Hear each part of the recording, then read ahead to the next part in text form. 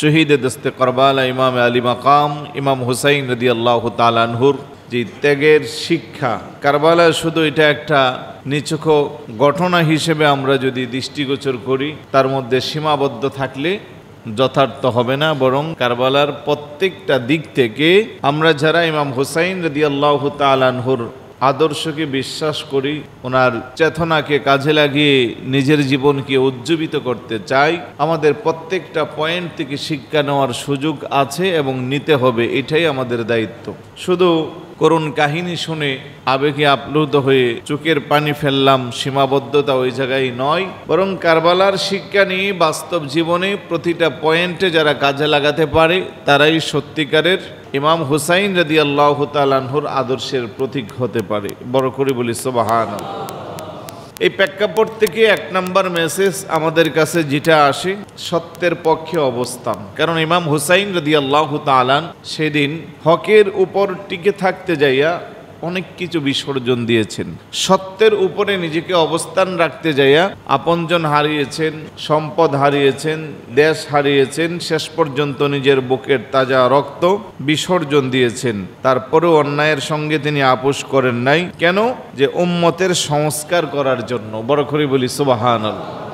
আমাদের মাঝেও আমরা যারা এখন আছি, যদি আমরা ইমাম হুসাইন রাদিয়াল্লাহু তাআলা আনহুর সেই হকের পক্ষে থাকা, অন্যায়ের সঙ্গে আপোষ না করা, সেই চিন্তা চেতনা যদি আমাদের কাজে লাগাই, আমরাও নিজেদের ঈমানকে অনেক বেশি বৃদ্ধি করতে পারবো। আল্লাহ বলেন, কুনু কওয়ামিনা বিল কিসতি শুহাদা লিল্লাহ, তোমরা ন্যায়ের উপর দৃঢ়ভাবে প্রতিষ্ঠিত থাকো, আল্লাহর জন্য সাক্ষ্য দাও। বড় করে বলি সুবহানাল্লাহ। কিন্তু আজকের এই সমাজে দেখেন, আমরা ন্যায় নীতিকে দূরে সরিয়ে দিয়েছি। আমাদের চোখের সামনে অন্যায় ঘটে যায়, আমাদের শক্তি সামর্থ্য থাকার পরেও সেই অন্যায়ের প্রতিবাদ করি না। কারণ যারা অন্যায়কারী তারা একদিনে অনেক বড় মাফিয়া হয় না। অন্যায় করতে করতে যখন তাদের সীমা অতিক্রম হয়, যখন দেখে যে অন্যায়ের মাত্রা বাড়াচ্ছে কিন্তু কেউ সেখানে কোনো প্রতিবাদ করে না, প্রতিহত করে না, তখন একটা সময় সে নিজেকে কিং ভাবে, যা ইচ্ছা তাই করে। কারণ আল্লাহর হাবিব বলেন, মান রাআ মিনকুম মুনকারান ফালিয়ুগাইয়িরহু বিয়াদিহি ফাইল্লাম ইয়াস্তাতি' ফাবিলিসানিহি ওয়া ইল্লাম ইয়াস্তাতি' ফাবিকলবিহি ওয়া যালিকা দাফুল ঈমান। তোমার চোখের সামনে যখন কিছু অন্যায় সংগঠিত হবে, তুমি সেটাকে প্রতিহত করবা, বাধা দিবা। কিসের মাধ্যমে? হাতের মাধ্যমে। হাতের মাধ্যমে পারো নাই, তোমার সেই ক্ষমতা নাই, তুমি অন্তত জবান দিয়ে তার প্রতিহত করবা। অনেক সময় আপনি একটা ডাক দিলে বিশাল বড় একটা দুর্ঘটনা স্টপ হয়ে যায়। আপনার রাস্তা দিয়ে যাচ্ছেন, আপনি যদি দায়িত্ব নিয়ে বলেন, যেভাবে বলার দরকার বলেন, এটা স্টপ হবে, আপনি তাও বললেন না, না দেখার মতো চলে গেলেন। সর্বশেষ আল্লাহর হাবিব বলে, অন্তত অন্তরে যদি ঘৃণাও না করো, অন্তরে এই কাজটাকে ঘৃণা করাটাও হবে দুর্বল ইমানের পরিচয়। তাও যদি না করো, তাহলে ইমানদারের ক্যাটাগরিতেই তো আমরা নাই। এটা জাস্ট ফর এক্সাম্পল, বোঝানোর জন্য বলতেছি। তো এইভাবে যদি অন্যায়ের মাত্রা বাড়তেই থাকে আর আমরা যদি এইভাবে চুপ থাকি, তাহলে আমাদের নেক্সট প্রজন্ম কোথায় যাবে? আজকে একজনের সাথে ঘটছে, আরেকদিন আমার সাথে ঘটবে, আরেকদিন আপনার সাথে ঘটবে। আপনার বাচ্চা, আমার বাচ্চা, ওরা আমাদের ভবিষ্যৎ। ওরা কি শিখবে আমাদের কাছ থেকে? তাই আসুন আমরা আগে ওই কারবালার চেতনাকে কাজে লাগাই, কারবালার ইমাম হুসাইন রাদিয়াল্লাহু তাআলা আনহুর আদর্শ থেকে কিছু শিক্ষা নেই। অন্তত এতটা পর্যায়ে যেন আমরা না যাই যে পর্যায়ে গেলে জাহিলি যুগের এক্সাম্পল আমাদের কাছে চলে আসবে। আল্লাহ যেন বোঝার তৌফিক দান করে। বলো না আমিন। আরেকটু ঝরে বলো না আমিন। ইমাম হুসাইন রাদিয়াল্লাহু তাআলা আনহু কারবালা থেকে আমাদেরকে ত্যাগ ও ধৈর্যের সর্বোচ্চ অবস্থান শিখিয়ে গেছেন। একটা মানুষ ত্যাগ করতে গেলে কি পরিমাণের ত্যাগ করতে পারে, আর ধৈর্য ধরলে কি পরিমাণের ধৈর্য ধরা যায়, ইমাম হুসাইন রাদিয়াল্লাহু তাআলা আনহু সেটা আমাদেরকে শিক্ষা দিয়ে গেছেন। এই জন্য আল্লাহ বলেন, ইন্নাল্লাহা মা'আস সাবিরিন, আমি ধৈর্যশীলদের সাথে আছি। অপর আয়াতে বলেন, ইন্নামা ইউওয়াফাস সাবিরুনা আজরাহুম বিগাইরি হিসাব, ধৈর্যশীল যারা, আমি তাদের প্রতিদান এত বেশি দিব যা তারা কখনো গনে গনে শেষ করতে পারবে না, হিসাব ছাড়া দিব। বড় করে বলি সুবহানাল্লাহ। কিন্তু এই জুলুম, নির্যাতন, অন্যায়, পাপাচার যা কিছু করছে একমাত্র অধৈর্যের কারণে। অমুকে আমাকে গালি দিয়েছে, বাস আমার মেন্টালি গরম হয়ে গেছে, সে আমাকে কেন গালি দিবে, আমি অমুকের ছেলে, আমি অমুক, আমি এই সে। ভাই গালি না হই সে দিছে, গালির আঘাত কি আপনার শরীরে এসে তীর গুঁতেছে? আপনি কান দিয়ে শুনছেন আর কি। তো একটু ধৈর্য ধরেন, কিছুক্ষণ পরে ঠান্ডা মাথায় হলে যে গালি দিছে সেই নিজেরটা বুঝতে পারবে যে আসলে তো আমি কাজটা ঠিক করি নাই। আমি একটার জায়গায় 3টা গালি দিলাম আর লোকটা মুস্কি হাসি দিয়ে আমার দিকে তাকাইয়া চলে গেল, প্রতিবাদ করলো না। তার দোষটা সে বুঝবে, 1 দিন 2 দিন পরে হলেও বুঝবে। কিন্তু সে গালি দিল একটা, আমি উল্টায় দিলাম 3টা। তুই অমুক, আমার কি শক্তি কম আছে নাকি, এই শুরু হয়ে গেল। বাংলাদেশে অনেক মার্ডার হয়েছে যেগুলো একেবারে নাতিন বিষয়, মানে এটা নিয়ে চড়থাপ্পার দরকারের প্রয়োজন হয় নাই, কিন্তু উজ্জীবিত হয়ে শয়তানের অসহায় একজন আরেকজনকে একেবারে মেরে ফেলছে। অথচ আল্লাহ কি বলেন, মান কতালা নাফসান বিগাইরি নাফসিন আও ফাসাদিন ফিল আরদ ফাকান্নামা কতালান নাস জামিআ। আপনি যদি কোনো মানুষকে এমনিতেই মারেন, একজনকে মারেন নাই, আপনি গোটা জাতিকে মেরে ফেললেন, আল্লাহর ফায়সালা। ওমান আহইয়াহা ফাকান্নামা আহইয়ান নাস জামিআ। আর আপনি একজন মানুষকে বাঁচাইলেন, আল্লাহ বলতেছে গোটা পৃথিবীর মানুষকে সে বাঁচানোর সমতুল্য হলো। এখানে নাস বলা হয়েছে, নাফসান বলা হয়েছে, এখানে মুসলমান, হিন্দু, বৌদ্ধ, খ্রিস্টান এগুলোও বলেন নাই। তাহলে মানুষ হিসেবে মানুষকে আমরা যেখানে বাঁচানোর দরকার, ওই জায়গায় আমরা আজকে কিভাবে কাকে মারবো, আমরা যেন একটা মানে মানুষ মারার একটা হিরিক চলতেছে, এখন প্রতিযোগিতা চলতেছে। প্রত্যেক দিন এমন কোনো দিন নাই যে মার্ডার হচ্ছে না, এবং কেন হচ্ছে, কি কারণে হচ্ছে তাও আমরা জানি না। তাহলে আমরা জাহিলি যুগকেও হার মানাচ্ছি। আল্লাহ পাক যেন আমাদেরকে এগুলো সঠিক বুঝ দান করে, বলো না আমিন। তারপরে ইমাম হুসাইন রাদিয়াল্লাহু তাআলা আনহুর কারবালা থেকে জুলুমের বিরুদ্ধে প্রতিবাদ করা ইমানের আলামত। হ্যাঁ, প্রতিবাদ করবেন, ওই যে যেটা বললাম যে প্রতিবাদেরও ধরন আছে, হাত দিয়া, মুখ দিয়া, অন্তর দিয়া। এখন আপনার শক্তি নাই, সামর্থ্য নাই, লাঠি নাই, সোটা নাই, জনবল নাই, কিছু নাই, আপনি হাত দিয়ে করতে গেলে নিজে উল্টা মাইর খাইবেন। প্রশ্ন আপনি এটা আমাকে করবেন আর কি, আমি নিজেই বলে দিচ্ছি যে এখন আমরা কি করব। এই জন্য আল্লাহর হাবিব 3টা স্তর শিখিয়ে দিচ্ছেন, যার যার অবস্থান থেকে সে প্রতিবাদ করবে, যার যেরকম প্রতিবাদ করা দরকার সে সেই রকম করবে, অন্তত নিজের ইমানের পরিচয়টা যেন প্রকাশ করতে পারে, আল্লাহর আদালতে যেন নিজেকে বাঁচাতে পারে। তো সবাই যদি যার যার অবস্থানে সঠিক হয়ে যায়, তাহলে তো আর এই অন্যায়গুলো সমাজে হবে না। আর এগুলো হওয়ার জন্য একদিনে হয় না। যারা এই অন্যায়ের মধ্যে সম্পৃক্ত তারা একদিনে এই পর্যায়ে যায় না। আর তারা কোনো মঙ্গল গ্রহ থেকেও আমাদের খতিবের হাট আসে না। তারা আমাদের কারো ভাই, কারো বাতিজা, কারো বন্ধু, এভাবেই আমাদের সমাজের কেউ না কেউ। যখনই সে খারাপ দিকে ধাবিত হচ্ছে, আর যখন পরিবার থেকে শুরু করে সামাজিক ব্যবস্থাপনায় যারা দায়িত্ব আছে তারা যখন বুঝতে পারবে, তখন তাদের দায়িত্ব হলো তাকে কাছে এনে ভালো ব্যবহার দিয়ে সঠিক পথে ফিরিয়ে আনা। অনেক মানুষ আছে দেখবেন খারাপের শেষ পর্যায়ে, কিন্তু আপনি তার সাথে কথা বললে দেখবেন তার মনে কত দুঃখ, এই সমাজের মানুষের প্রতি তার কত অভিযোগ, বাবা মার প্রতি তার কত অভিযোগ, দায়িত্বশীলদের প্রতি তার কত অভিযোগ। কারণ তাকে সঠিক জ্ঞানটা দিতে পারে নাই, সঠিক সময়ে তাকে সঠিক সাপোর্ট দিতে পারে নাই। তাই আমরা যদি প্রত্যেকে যার যার অবস্থান থেকে এই দায়িত্বগুলো পালন করি, ইনশাল্লাহ আমাদের সমাজটা সুন্দর হবে, এতটা খারাপ পর্যায়ে যাবে না, নিজেরা যদি শুধরিয়ে যাই। কারবালা থেকে আরও শিক্ষা নিতে পারি, দুনিয়ার প্রতি লোভ নয়, বরং আখিরাতের দিকে দৃষ্টিপাত করা। কারণ আল্লাহ বলেন, ওমাল হায়াতুদ দুনিয়া ইল্লা মাতাউল গুরুর। দুনিয়ার জীবন হচ্ছে এক ধোঁকার সামগ্রী মাত্র।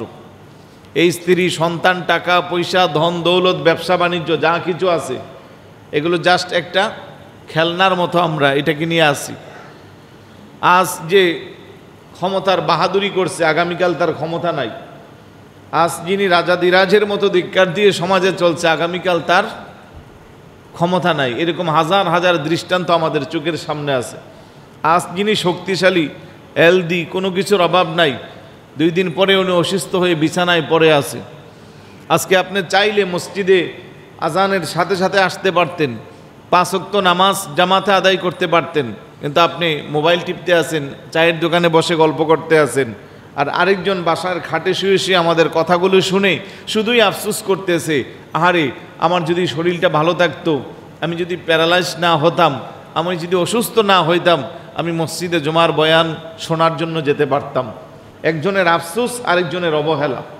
তাহলে আফসোস করার আগে অবহেলাকে যদি কাজে লাগাতে পারি তাহলেই পরিবর্তন আসবে ইনশাআল্লাহ। তারপরে আহলে বায়াতের ভালোবাসা হলো ইমানের অবিচ্ছেদ্য অংশ। বারবার এই কথাগুলো বলার কারণ হলো আমাদের এই সমাজে, আমাদের দেশে আহলে বায়াতই অনেকে চিনে না। চিনবি কি করে? এই মিম্বর পেয়েছি, মেহরাব পেয়েছি, যাদের উসিলা, তাদের শুকরিয়া যদি আদায় না করি, আমাদের চেয়ে বড় কৃপণ, আমাদের চেয়ে বড় অকৃতজ্ঞ আর কেউ আছে নাকি বলেন? নবীর আহলে বায়াতের কেন ভালোবাসবেন? তিরমিজি শরীফের মধ্যে আল্লাহর হাবিব স্পষ্ট বলে দিয়েছেন, লান তাদিল্লু মা তামাসসাকতুম বিহিমা কিতাবাল্লাহ ওয়া ইতরাতি আহলি বাইতি। আমি তোমাদের কাছে দুটি জিনিস রেখে গেলাম, শক্ত দুটি জিনিস। এই দুইটা জিনিসকে যদি তোমরা আঁকড়ে ধরো তাহলে তোমরা সহজে ধ্বংস হবে না। একটা হলো আমার কিতাব আল কোরআন, আরেকটা হলো আমার আহলে বায়াত। আর সেই আহলে বায়াতের শিক্ষা ইমাম হুসাইন রাদিয়াল্লাহু তাআলা আনহুর জীবনীতে পাওয়া যায়। কারণ এত কিছু ত্যাগ করেছে, তারপরে উনি ঈমান নামক দৌলতকে বিসর্জন দেন নাই। তো একটা শিক্ষাও যদি নিতে পারি, ধৈর্য কাহাকে বলে। ইমাম হুসাইন রাদিয়াল্লাহু তাআলা কুফায় যখন অবস্থান করেছেন, 6 মাসের দুধের বাচ্চা ইমাম আলী আসগর রাদিয়াল্লাহু তাআলা আনহু আছে, বিবি শহরবানু আছে, বোন জয়নাব বিনতে ফাতেমা আছে, মেয়ে সখিনা আছে। ছোট ছোট বাচ্চা থেকে শুরু করে পথিমধ্যে থেকে সঙ্গী সাথীরা এসেছে, কুফার নিমন্ত্রণে দাওয়াত খাওয়ার জন্য গিয়েছে। আজকের সুশীল সমাজের শিক্ষিত নামের কিছু অশিক্ষিত ভাইয়েরা বলে যে উনি বিদ্রোহ ছিল, উনি ক্ষমতালোভী ছিল। নাউজুবিল্লাহ বলবেন না? কিভাবে? আপনি কোন পয়েন্টে বলবেন? আমি যদি এখানে আসার সময় আমার 2 সাথে পিস্তল থাকতো, ফোর্স নিয়ে আসতাম, তাহলে আপনি বলতে পারতেন যে উনি খতিবের হাট আধিপত্য বিরাজ করতে আসছে। আমি তো আসার সময় শুধু জাস্ট এইভাবে আসলাম, এখন যাওয়ার সময় আপনি আমাকে অ্যাটাক করে আক্রমণ করলেন, তাহলে আমি কি আপনার সাথে মোকাবেলা করতে আসছি? আমি কি আপনার সাথে যুদ্ধ করতে আসছি? তা আপনি কিভাবে এই তহমতরা দিবেন? ইমাম হুসাইন রাদিয়াল্লাহু তাআলা আনহু তো যুদ্ধ করার জন্য যান নাই। আর যুদ্ধ করার জন্য যদি যাইতো, 6 মাসের দুধের বাচ্চা থাকতো, মহিলারা থাকতো, মুঠেই থাকতো না। বরং ইয়াজিদি যারা 22,000 এসেছিল, তাদের কাছে সব ধরনের সরঞ্জাম ছিল, যুদ্ধের অস্ত্র, যুদ্ধের পোশাক, যুদ্ধের প্রস্তুতি। তাই তারা এসে চতুর্দিক দিয়া বেষ্টনী দিয়া এমনকি ফোরাত নদীর পানিসহ বন্ধ করে দিল। তাহলে উদ্দেশ্য তাদের ছিল খারাপ, ইমাম হুসাইন রাদিয়াল্লাহু তাআলা আনহুর খারাপ ছিল না। সেই দৃষ্টিভঙ্গি থেকে আপনি একজন ঈমানদার হয়ে নিজেকে শিক্ষিত বা জ্ঞানী দাবি করলে আপনি ইমাম হুসাইন রাদিয়াল্লাহু তাআলা আনহুকে দোষ দিতে পারবেন না। প্রত্যেকটা পয়েন্টে পয়েন্টে ইমাম হুসাইন রাদিয়াল্লাহু তাআলা আনহু নির্দোষ। বড় করে বলি সুবহানাল্লাহ। 2 দিন হয়ে গেল, পানি বন্ধ হয়ে গেল, তৃষ্ণায় ছোট ছোট বাচ্চারা পর্যন্ত কাতর, মা বোনেরা পর্যন্ত ক্ষুধার্ত। 9 তারিখ আসরের নামাজের পরে আমার ইমাম হুসাইন রাদিয়াল্লাহু তাআলা তাঁবুর মধ্যে খুঁটি গেঁথে ওই খুঁটির মধ্যে একটু হেলান দিয়ে তন্দ্রাচ্ছন্ন অবস্থায়, কারণ মানুষ যখন তৃষ্ণার্ত অবস্থায় থাকে, ক্ষুধার্ত অবস্থায় থাকে, শরীর বড় ক্লান্ত শ্রান্ত হয়ে যায়, বসলেই ঘুম চলে আসে, শুইলেই ঘুম চলে আসে। আমার ইমাম আলী মাকাম ইমাম হুসাইন রাদিয়াল্লাহু তাআলা আনহু এভাবে যখন তন্দ্রাচ্ছন্ন অবস্থায় হেলান দিয়ে বসে আছে, বোন জয়নাব বিনতে ফাতেমা একটা দৌড় দিয়ে আসছে, ভাইজান আপনি এখানে বসে বসে জিমাচ্ছেন, আর ওই দিক দিয়া যুদ্ধের দামামা বাজায়া ইয়াজিদ বাহিনী আমাদের তাঁবুর চতুর্দিক বেষ্টনী করে দিয়েছে, তারা তো যুদ্ধের জন্য প্রস্তুত, আপনি কি প্রস্তুতি নেবেন না? বড় করে বলি সুবহানাল্লাহ। আমার ইমাম হুসাইন রাদিয়াল্লাহু তাআলা তন্দ্রাচ্ছন্ন অবস্থায় থেকে লাড়া দিয়ে বসে বলে, ভুন ওরা যেমন প্রস্তুত আমিও প্রস্তুত। জয়নাব বিনতে ফাতেমাকে ব্যাপারটা বুঝলাম না, ওরা তো যুদ্ধের অস্ত্র নিয়ে প্রস্তুত, আর আপনিও বলতেছেন আমিও প্রস্তুত, এটা কেমন প্রস্তুত? ডাক দেখো বোন, শোনো শোনো, আমি যখন তন্দ্রাচ্ছন্ন অবস্থায় হয়েছি, আমার নানা জান আমার মাথার মধ্যে হাতটা বোলাইয়া বলতেছে, ভাইয়া অনেক কষ্ট করেছো, 2 দিন যাবৎ তৃষ্ণার্ত অবস্থায় গলা শুকিয়ে যাচ্ছে। ও আমার নানা ভাই, কষ্ট করে আজকের রাতটা অতিক্রম করো, আগামীকাল এই সময় আসতে আসতে আমি তোমার তৃষ্ণা নিবারণের জন্য হাউজে কাউসারের পানির ব্যবস্থা করব। বোন আমার, ওরা প্রস্তুত আমাদেরকে শহীদ করার জন্যে, আর আমি প্রস্তুত আমার নানা জানের কুলে যাওয়ার জন্যে। সুবহানাল্লাহ, কি ধৈর্যের মহিমা! রাতের বেলা এশারের নামাজের পর 9 তারিখ দিবাগত রাত, যেটাকে 10 তারিখ রাত্র বলা হয় যেহেতু আরবি চন্দ্র মাসে রাত আগে আসে। এশারের নামাজের পরে আমার ইমাম হুসাইন রাদিয়াল্লাহু তাআলা আনহু দ্বারাই একটা বক্তব্য দিল। ও আমার শুভাকাঙ্ক্ষী সঙ্গী সাথীরা, দূর দূরান্ত থেকে যারা আমার সঙ্গে সফর সঙ্গী হয়েছেন, আপনাদের উদ্দেশ্যে বলতে চাই, এখনো সময় আছে, আপনারা যার যার বাড়িতে চলে যান, আপনজনদের কাছে ফিরে যান, স্ত্রী সন্তানদের কাছে চলে যান, কারণ ইয়াজিদ বাহিনী আপনাদের সাথে কোনো শত্রুতা আমি নাই, তাদের প্রতিশোধ যত কিছু আছে আমি হুসাইনের সাথে। আমি যা বুঝতে পেরেছি, তারা আমার রক্ত পিপাসু, আমার রক্ত না খেয়ে তারা যাবে না। তাদের ব্যাপারে আমার নানা জান ভবিষ্যৎবাণী করে দিয়েছিল, ইন্না উম্মতি সাতুকতালু ইবনি হাজাম বিশাতিল ফুরাত বিমাউদিন ইউকালু লাহু কারবালা। কারণ আমার নবীজি বলেছিলেন, আমার উম্মতের কিছু অংশ, আমার কলিজার টুকরা, আমার হুসাইনের জানকে তারা শহীদ করবে ফোরাতের প্রান্তরে, কারবালার জমিনে। বড় করে বলে সুবহানাল্লাহ। সুতরাং আমি বুঝতে পেরেছি এই সেই জায়গা, যেই জায়গার মধ্যে আমার রক্ত নিয়ে তারা হাতকে রঞ্জিত করবে নানা জানের ভবিষ্যৎবাণী অনুযায়ী। সুতরাং আপনারা চলে যান, আমাকে থাকতে দেন। কথা বলতে দেরি, ওই দিক দিয়ে একজন দাঁড়াইল মোহাম্মদ বিন হানাফিয়া, এই দিক দিয়ে আব্বাস আলমদার, একজন এক এক কর্নার থেকে বয়োজ্যেষ্ঠ থেকে শুরু করে আবার বৃদ্ধ বনিতা সবাই দাঁড়িয়ে গেল। ডাক দেয়া বলে, হুজুর আপনি আপনার কথা উড্ড করেন, আমাদেরকে যেতে বলবেন না। আপনি কি ভেবেছেন আমরা আপনাকে এই যুদ্ধের মুহূর্তে আপনাকে ফেলে চলে যাব? আমরা যদি আপনাকে রেখে চলে যাই আর কিয়ামতের ময়দানে হাসরের মাঠে আপনার নানা জানের সামনে আমরা মুখ দেখাতে পারবো না। সুতরাং জীবন যদি দিতে হয় আগে আমরা দিব, আমরা থাকতে আপনাকে ময়দানে যেতে হবে না। সুবহানাল্লাহ। আমার ইমাম হুসাইন রাদিয়াল্লাহু তাআলা আনহু বুঝতে পারলো কোনোভাবেই তাদেরকে সরানো যাবে না। দৃঢ় প্রতিজ্ঞ নিয়ে তারা সবাই যখন যুদ্ধে যাওয়ার জন্য প্রস্তুত, জীবন দিতে প্রস্তুত। ইমাম আলী মাকাম ইমাম হুসাইন রাদিয়াল্লাহু তাআলা আনহু এবার একটা বক্তব্য দিল, তাহলে শুনুন, এটাই আমাদের জীবনের শেষ রাত। আজকের রাতটা ইবাদত বন্দিগির মাধ্যমে আমরা অতিবাহিত করব এবং আমরা এক একজন ধৈর্যের পাহাড় হয়ে যাব। আগামীকাল আমাদেরকে ধৈর্যের সাথে মোকাবেলা করতে হবে। বড় করে বলি সুবহানাল্লাহ। ধৈর্যের পাহাড় বলেছেন, দেওয়াল বলেন নাই, কারণ দেওয়াল মানুষ ধাক্কা দিয়ে ভাঙতে পারে, কিন্তু পাহাড়কে এক জায়গা থেকে আরেক জায়গায় সরানো যায় না। এইভাবে আমার ইমাম হুসাইন রাদিয়াল্লাহু তাআলা আনহু বললেন, সবাই যার যার মতো করে ইবাদত বন্দিগি করেন। তাঁবুর মধ্যে যাইয়া সবাই ঘুম নাই, কেউ কোরআন তেলাওয়াত করে, কেউ দরুদ শরীফ পাঠ করে, কেউ জিকির আজকার করে। আমার ইমাম হুসাইন রাদিয়াল্লাহু তাআলা আনহু নিজেও কোরআন তেলাওয়াত করতেছে। আরে কি মধুর কণ্ঠের কোরআন তেলাওয়াত, কিতাবের মধ্যে আসছে। ওই দিন ইমাম হুসাইন রাদিয়াল্লাহু তাআলা আনহুর তেলাওয়াত শোনার জন্য জিন জাতিরা পর্যন্ত কারবালার জমিনের মধ্যে অবস্থান নিয়েছিল। সুবহানাল্লাহ। আকাশের উড়ন্ত পাখিগুলো চলে আসছে, এমনকি ওই ফোরাত নদীর সমুদ্রের মাছগুলো কিনারায় চলে এসেছিল। কারণ যিনি কোরআন তেলাওয়াত করে উনি দুনিয়ার কোনো সাধারণকারী সাহেব না, উনি দুনিয়ার কোনো সাধারণ কোরআন তেলাওয়াতকারী না। আমাকে যদি জিজ্ঞাসা করেন কোরআন তেলাওয়াত শিখেছেন কার কাছে, আমি বলবো উস্তাদের কাছে। আপনাকে জিজ্ঞেস করলে বলবেন আমিও হুজুরের কাছে শিখেছি। কেউ বলবে আম্মার কাছে, আব্বার কাছে, বড় ভাইয়ের কাছে। আর ইমাম হুসাইন রাদিয়াল্লাহু তাআলা আনহুকে যদি জিজ্ঞেস করা হয়, ওগো হুসাইন আপনি কোরআন তেলাওয়াত শিখেছেন কার কাছে, উনি জবাব দিবে আমি পৃথিবীর কোনো উস্তাদের কাছে শিখি নাই, আমি শিখেছি যিনি সাহিবে কোরআন, যার উপরে কোরআন নাজিল হয়েছে, আমার নানা যেন রহমাতাল লিল আলামিনের কাছে। সুবহান। মধুর কোরআন তেলাওয়াতের ধ্বনি কারবালার জমিনে ইমাম হুসাইন রাদিয়াল্লাহু তাআলা আনহুর ছোট্ট কাফেলার সৈনিকেরা সবাই ইবাদত বন্দিতে মশগুল। রাত্র গভীর হয়ে গেল।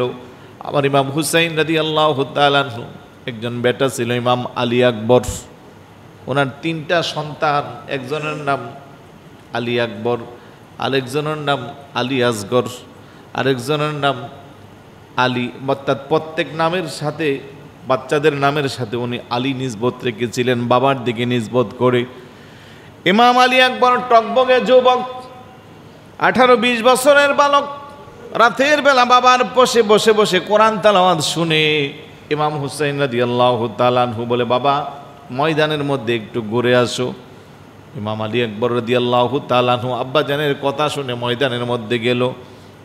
হাতের অন্ধকারে একটু সামনে যাইয়া দেখে একজন মহিলা দেখা যা, হাতের মধ্যে ঝাড়ু, লম্বা একটা ঘুমটা দেওয়া, চেহারা বোঝা যায় না, জমিনের মধ্যে ঝাড়ু দিতে আছে। আর ওই দিক দিয়ে চেহারার নূরের জ্যোতি মনে হয় যেন সামনে আলোকিত হয়ে আছে। সুবহানাল্লাহ। এইভাবে যখন ঝাড়ু দিচ্ছে, কিছুক্ষণ দূর থেকে উনি চলে আসলো। আসার পরে জিজ্ঞেস করে, বেটা ময়দানে কি কিছু দেখেছো? বলে, হ্যাঁ। কি দেখেছো? একজন মহিলা, লম্বা ঘুমটা দেওয়া, চেহারা দেখা যায় না, জমিনটাকে ঝাড়ু দিচ্ছে। আমার ইমাম হুসাইন রাদিয়াল্লাহু তাআলা আনহু বলে, কেন তুমি সামনে গেলা না? কেন ওনারে সালাম দিলা না? কৌশল বিনিময় করলা না? বলে, বাবা কে না কে আমি তো চিনি না, সেই জন্য যাই নাই। ইমাম হুসাইন বলে, কেন রে বেটা, আর একটু সামনে যেয়ে যদি তুমি সালাম দিতা আর মুখের কাপড়টা যদি সরাইতো তুমি দেখতে পাইতা। এটা দুনিয়ার কোনো সাধারণ মহিলা না, এটা তোমার দাদি জান, আমার গর্ভধারিণী মা, বেহেশতের কোটি কোটি মহিলাদের সর্দারিনী খাতুনে জান্নাত মা ফাতেমা। ও আমার বেটা, আমার মা জান্নাত থেকে ঝাড়ু নিয়ে চলে আসছি, কারণ আমার মা জানে এই জমিনের মধ্যে আগামীকাল আমাদের লাশগুলো ক্ষত বিক্ষত হয়ে পড়ে থাকবে। আহলে বায়তের লাশ জমিনের পোকামাকড়, বিষাক্ত কাটা, ময়লা আবর্জনা যেন শরীরে স্পর্শ করতে না পারে, কারণ নবী পরিবারকে পবিত্র করেছেন কে? ইন্নামা ইউরিদুল্লাহু লিইউযহিবা আনকুমুর রিজসা আহলাল বাইতি ওয়া ইউতাহহিরাকুম তাতহীরা। বড় করে বলি সুবহানাল্লাহ। নিশ্চয় আল্লাহ চাই আইয়ুযহিবা আনকুমুর রিজসা, অপবিত্রতা দূরীভূত করতে, মিন আহলিল বাইত, আহলাল বাইত থেকে, ওই তাহহিরাকুম তাতহীরা, আর তাদেরকে পবিত্র করবার মতো পবিত্র করতে। আল্লাহ যাদেরকে পবিত্র করবে তাদেরকে দুনিয়ার আগাতে কেউ অপবিত্র বানাতে পারবে না। তাই জান্নাত থেকে খাতুনে জান্নাত মা ফাতেমা রাদিয়াল্লাহু তাআলা আনহা ঝাড়ু নিয়ে এসে কারবালার জমিনকে পরিষ্কার করেছে। সুবহানাল্লাহ। এইভাবে রাতটা অতিবাহিত হয়ে গেল। ফজরের নামাজের পরে তাঁবুর মধ্যে সবাই কোরআন তেলাওয়াত নিয়ে ব্যস্ত। ইয়াজিদ বাহিনী যুদ্ধের দামামা বাজিয়ে তাঁবুর চতুর্দিক দিয়ে বেষ্টনী দিয়েছে। ইমাম হুসাইন রাদিয়াল্লাহু তাআলা আনহুকে সঙ্গী সাথীরা বলে, হুজুর ওরা তো এসে গেল, আমরা কি মোকাবেলা করব? ইমাম হুসাইন বলে, না না না, নানা যান জীবনে 81 মতান্তরে 83টা যুদ্ধ করেছে, 27 কিংবা 31টা যুদ্ধে নানা যান নিজেই সেনাপতির ভূমিকা পালন করেছে। কোনো যুদ্ধের মধ্যে আমার নানা যান আগে তীর নিক্ষেপ করেন নাই, ইট পাটকেল মারেন নাই, বরং প্রতিপক্ষ থেকে যখন আক্রমণ হয়েছে তখন নিজেকে বাঁচানোর জন্য মোকাবেলা করেছে। সুতরাং নানা যানের শিক্ষা, আমি আগে তাদের আক্রমণ করব না, তারা আক্রমণ করলে আমরা বাঁচার জন্য প্রতিহত করব। সুবহানাল্লাহ। কি ধৈর্যের শিক্ষা! খাবার নাই, তৃষ্ণা নিবারণের জন্য পানি নাই, কিন্তু ইবাদত বন্দিগি থেকে একটু পিছু পা হন নাই। আল্লাহু আকবার বলবেন না? ওই সময়ও ধৈর্যের সাথে বলে, আগে পারবো না। যুদ্ধের দামামা বাজায়া ইয়াজিদ বাহিনী আক্রমণ শুরু করে দিল। রক্তাক্ত কারবালা, 10ই মুহররম, একের পর এক যুদ্ধ চলতে আছে। কিন্তু ইয়াজিদ বাহিনী সব নিয়ম কানুন ব্যঙ্গে ব্যঙ্গে যুদ্ধ করে। শুধু এই 10 তারিখের ঘটনা বলতে গেলেও 5-6 জুম্মা চলে যাবে, এত ব্যাপকতা। কিন্তু সব বলার সুযোগ নাই, সামারাইজ করে বলছি। যেতে যেতে ছোট ছোট বাইকনে আউন মোহাম্মদ, পরিবারের আর কেউ নাই, সফর সঙ্গীরাও নাই, পুরুষ হিসেবে বেঁচে আসে শুধু ইমাম জয়নুল আবদিন। কিন্তু উনি অসুস্থ, এত বেশি টেম্পারেচার, এত বেশি জ্বর, দাঁড়াইতে পারে না। তারপরও দাঁড়ায় কো বাবা আপনি অনুমতি দিলে যাইব। আমার ইমাম হুসাইন কো না না না, তুমি যদি চলে যাও আমার বংশ দ্বারা রক্ষা হবে, কি করে তুমি যেও না। তবে শুনে রেখো রে বাবা, এই জমিনে যা কিছু করতেছে তুমি চোখে যা দেখতেছো, কোনো দিন যদি আমার নানা জানের পাশে যাও, রওজার পাশে যাইয়া কারবালার ঘটনা তুমি সচক্ষে যা দেখেছো তার বর্ণনা দিবা। সুবহানাল্লাহ। অনেক কথা ইমাম জয়নুল আবদিন রাদিয়াল্লাহু তাআলা এই কারবালার জমিন থেকে ফেরত যাওয়ার পরে জীবনে কোনো দিন তৃপ্তি সহকারে খাবার খান নাই, জীবনে কোনো দিন তৃপ্তি সহকারে পানিও পান করেন নাই। 5 জন ব্যক্তি পৃথিবীতে কখনো হাসতেন না, শুধু কান্না করতেন। কয়জন? তার মধ্যে 1 নম্বরে সাইয়্যিদনা আদম আলাইহিস সালাতু সালাম। ওনাকে যখন জান্নাত থেকে বের করে দেওয়া হলো, উনি তো 350 বছর শুধু একটানা কান্নাকাটি করছেন। তারপরে আল্লাহ ওনার মোনাজাত কবুল করেছে। হযরতে ইয়াহইয়া আলাইহিস সালাম, উনি সব সময় কান্না করতেন। আল্লাহর পয়গাম্বর, উনি ছোট মানুষ, আম্মা রান্না করতেছে চুলার পাশে বসে, তখনও উনি কান্না করে। আচ্ছা ছোট মানুষ কি বুঝে? মা বলে বাবা কেন কান্না করো? আম্মা জাহান্নামের ভয়ে কান্না করি। তুমি ছোট মানুষ, তোমার কি গুনাহ আছে? তুমি কেন জাহান্নামের ভয়ে কান্না করবা? আমি তো দেখতেছি আপনি চুলার মধ্যে যখন আগুন জ্বালাচ্ছেন আগে ছোট ছোট লার্কিগুলো দিচ্ছেন, তারপরে আগুন বড় হওয়ার পরে বড় লার্কি দিচ্ছেন। তাইলে আল্লাহ পাক যখন জাহান্নামের আগুন জ্বালাবে তাহলে আগে তো আমার মতো ছোট ছোট মানুষ দিয়ে শুরু করবে, এই জন্য আমি কান্না করি। আল্লাহু আকবার বলবেন না? কি চিন্তা চেতনা! ছোট মানুষ মা রান্না করে পাশে বসে কান্না করে। 3 নম্বরে আল্লাহর পয়গম্বর হযরত ইয়াকুব আলাইহিস সালাতু সালাম এত বেশি কান্না করতেন, ইউসুফ নবীর হারাইয়া কান্না করতে করতে চোখের জ্যোতি পর্যন্ত চলে গিয়েছিল। তাফসীরের মধ্যে আসছে একটা সময় চোখের জ্যোতি নাই, পুত্র হারা বেদনা নিয়ে আল্লাহর পয়গম্বর ইয়াকুব আলাইহিস সালাতু সালাম এত বেশি কান্না করত। 4 নম্বরে সবচেয়ে বেশি কান্না করত আম্মা জান মা ফাতেমা রাদিয়াল্লাহু তাআলা আনহা। হুজুর সাল্লাল্লাহু আলাইহি সাল্লামের ওফাতের পরে, পর্দা করার পরে উনি এত বেশি কান্না করত, একটা সেকেন্ডের জন্য ওনার মুখে কোনো হাসি ছিল না। আর 5 নম্বর ইমাম জয়নুল আবদিন, জীবনে কোনো দিন উনি কারবালার জমিন থেকে যাওয়ার পরে চেহারার মধ্যে হাসি নাই। পানি পান করার জন্য সামনে নিয়ে গ্লাসটা নিয়ে এক ডুব খায় আবার রেখে দিত। ওনার সন্তান জিজ্ঞেস করতো, বাবা কেন গো আপনি জীবনে তৃপ্তি সহকারে তৃষ্ণা নিবারণ করেন না, পানিও কেন পান করেন না, খাবারও কেন খান না? উনি কান্না করে বলে, বাবা রে, সেই দিন যদি কারবালার জমিনে তুমি আমার সাথে থাকতা তাহলে আমার এই প্রশ্ন করতা না। আমি স্বচক্ষে যা দেখেছি, আমার আপনজন, আমার বড় ভাই, আমার বাবা, আমার চাচাতো ভাই, আমার ফুফাতো ভাই, এমনকি আমার 6 মাসের দুধের ছোট ভাই ছিল ইমাম আলী আসগর। আহারে, 1 ফোঁটা পানির জন্যই জমিনের মধ্যে কত কষ্ট করেছে। আমার বাবা যাদের কাছে 1 ফোঁটা পানি চেয়েছিল আমার ছোট ভাইকে বাঁচানোর জন্য, কিন্তু এতটাই নির্মম নির্দয় ছিল কারবালার ইয়াজিদ বাহিনী। 6 মাসের দুধের বাচ্চা ইমাম আলী আসগরকে 1 ফোঁটা পানি দেন নাই। এই দৃশ্য দেখে জীবনে কি করে আমি পানি পান করব? যখনই আমি পানির গ্লাস সামনে এনে আমার কারবালার স্মৃতিচারণ হয়ে যা, এই জন্য আমি কোনো কিছু আর খেতে পারি না। আল্লাহু আকবার। এইভাবে একে একে যেতে যেতে ইমাম হুসাইন রাদিয়াল্লাহু তাআলা আনহুর সফর সঙ্গী যারা ছিল 70 কিংবা 71, মতান্তরে 72, সবাই যখন আল্লাহর পথে শহীদ হয়ে গেলে এখন আর যাবার কেহ নাই, আছে একমাত্র আমার ইমাম আলী মাকাম ইমাম হুসাইন রাদিয়াল্লাহু তাআলা। এতগুলো মানুষ চোখের সামনে আপনজন হারালো, তারপরেও কিন্তু উনি ধৈর্য হারা হন নাই, সব কিছু ধৈর্যের সাথে মোকাবেলা করেছে। সুবহানাল্লাহ।